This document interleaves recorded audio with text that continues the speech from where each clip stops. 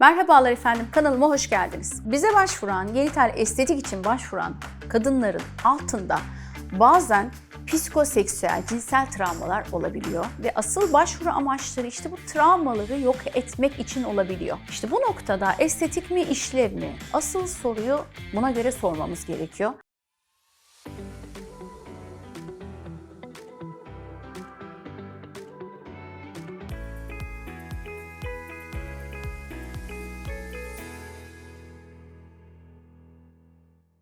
İlk olarak sevgili kadınlar, size şunu sormak istiyorum. Yani kozmetik jinekolog bir estetik cerrah olarak bana bu şekilde gelen hastalara ve siz kadınlara şunu soruyorum. Aynaya baktığında ne görüyorsun? Şimdi aramızda kaç kişi kendine aynada şöyle bir bakıp işte demiş. Kastettiğim şey genital bölge bu arada. Kaç kişi içinden acaba daha güzel olabilirim diye devam etti. Şaka gibi geliyor ama bu cümleler yüz için de geçerli, genital bölge için de geçerli. Evet, insanlar bu konuda düşünüyor, konuşuyor. Bize geliyorlar, değiştirmek istiyorlar ve bize gelip diyor ki, doktor hanım ben kendimi kadın gibi hissetmiyorum. İşte bu noktada biz bu talebi görmemiz gerekiyor. Estetik olarak mı gerçekten bizden yardım istiyor yoksa psikoseksüel bir travmanın çağrısı mı bu? Tüm genital estetik talepleri gerçekten estetik mi? Yani sadece bir dış görünüm meselesi değil bu. Bazı kadınlar eşim için yaptırıyorum diyor. Bazı kadınlar partnerim başka kadınlara bakıyor, bakmasın diye yaptırım diyor. Bazıları izledikleri pornolardan etkileniyorlar. Porno yıldızları gibi olmak istediğim için, onlar gibi görünmek istediğim için yaptırıyorum diyor. İşte bu gibi cümleleri duyduğum zaman arkasında çok daha derin bir anlam arıyorum ben. Ve siz de unutmayın, eğer böyle düşünceler içindeyseniz yapılan çalışmalara göre böyle bir taleple gelen kadınların aslında %48'i, yani yarı yarıya cinsel işlev bozukluğu var. Ama bunu dile getiremiyor. Bazen kişi cerrahi istiyor ama aslında sevilmek istediği için, kabul görmek için, güvende hissetmek için bu ameliyat olmak istiyor. Ve bu ameliyatı düşünen kadınlara bir sorum daha var. Bedeninizi bize teslim ediyorsanız ya da bir başka hekime teslim ediyorsanız o hekimin önce sizin aklınızı ve kalbinizi anlaması gerekmez mi? İşte biz hekimler, özellikle kozmetik jinekolog hekimler, diğer plastik cerrahlardan biraz farklıyızdır. Çoğumuz cinsel tıp kökenlidir ve bu sorunun anlamındaki derin bağlantıyı anlamadığımız noktada da zaten o kişiye ameliyat sunmamız onu maalesef kötü etkiler. Peki biz plastik cerrahlar, daha doğrusu genital estetik cerrahlar kime, ne zaman, neden müdahale ediyoruz? Çünkü cinsellik sadece genital bölgeyle ilgili değil. Hayır, tabii ki cinsellik kadının kendiyle barışık yaşadığı bir şey. Aynaya bakarken, duş alırken, partneriyle göz göze geldiğinde cinsellik aslında yaşanır. Bir hastam demişti ki, ben dışarıdan kusursuz bir kadın olarak görünüyorum genital bölgede ama aslında kendimden nefret ediyorum. İşte bu kadının temelinde psikoseksüel travma var, cinsel travma var. Çünkü aslında amacı estetik değil. Bazen o annesinin ona yıktığı travmalar, bazen doğum sonrası utançtı kadının yaşadığı. İşte bu noktada biz estetik cerrahi o kadınlara uyguluyoruz. Ki kadın bilinçli olduğunda, kendi istediği için bu ameliyata karar verdiğinde uyguluyoruz. Ama kadın diyorsa ki ben eşim mutlu olsun diye yaptırıyorum, ben o ameliyatı yapmayı tercih etmiyorum. Kadın mutlu olsun diye biz o ameliyatı yapıyoruz. Partnerim başka kadınlara bakıyor diyorsa aslında görünen bir işlev bozukluğu yok. Görünümünde rahatsızlık yok ama partneri için yapıyorsa işte burada da bir soru işareti var. Önce onun psikoseksüel travmasını çözmek lazım. Evet, bu konuda bir destek olabiliriz.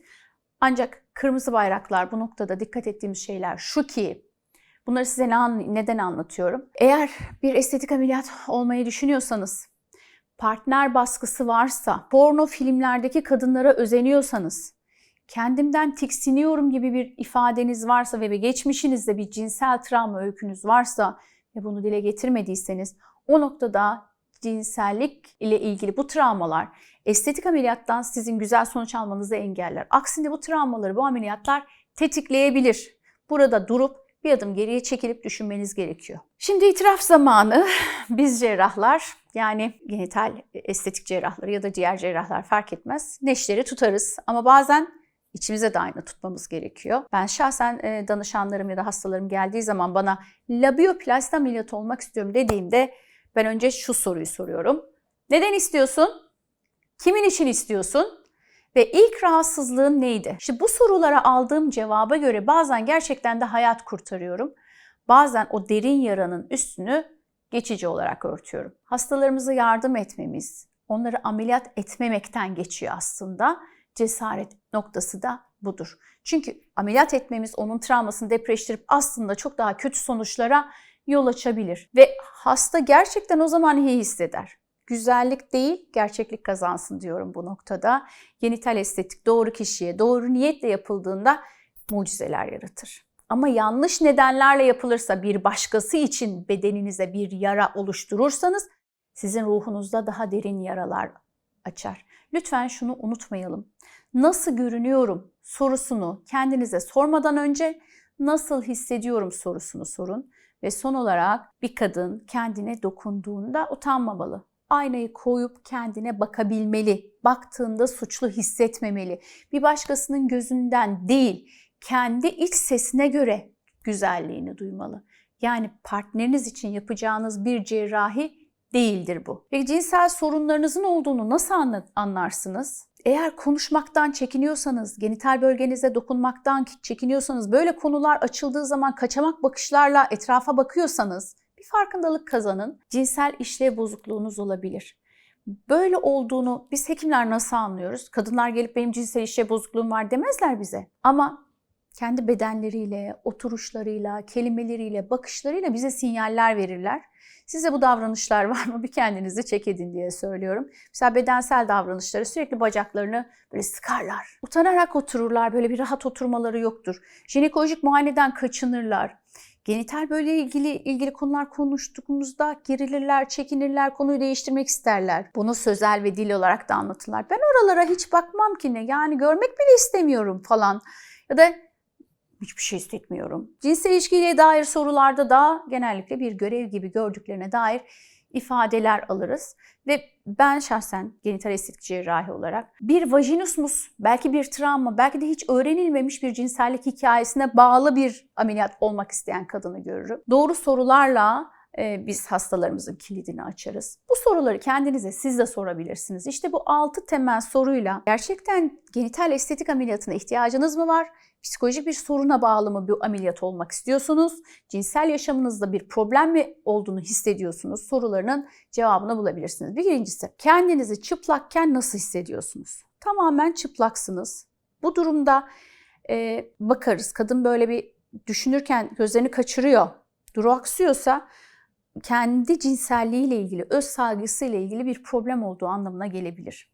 Bu normal bir durum değil. Yani kendinizi çıplak olarak düşündüğünüzde. Diğer ikinci soru, partnerinizle cinsel yaşamınızda sizi rahatsız eden bir şey var mı? Eğer kadın sorun yaşıyorsa bunu açıkça ifade eder. Yaşamıyorsa da açıkça ifade eder. Ama bu konuşmalar yine kaçıngan davranışlara, yani işte kendi cinselliğiyle ilgili değil, işte partnerim bol buluyor, partnerim şöyle istiyor, partnerim böyle istiyor gibi onlara yönelik davranışlarsa biz gene hatta bir travma olduğunu düşünüyoruz. Çünkü kendiyle ilgili problemi olan kişi kendi beden farkındalığının farkındadır. Vajinoplasti için başvurdu kadın. Yani hissedemiyorum der, penisi hissedemiyorum der, eskisi gibi kolay uyarılamıyorum der, orgazm olamıyorum der, işte gaz sesi geliyor der.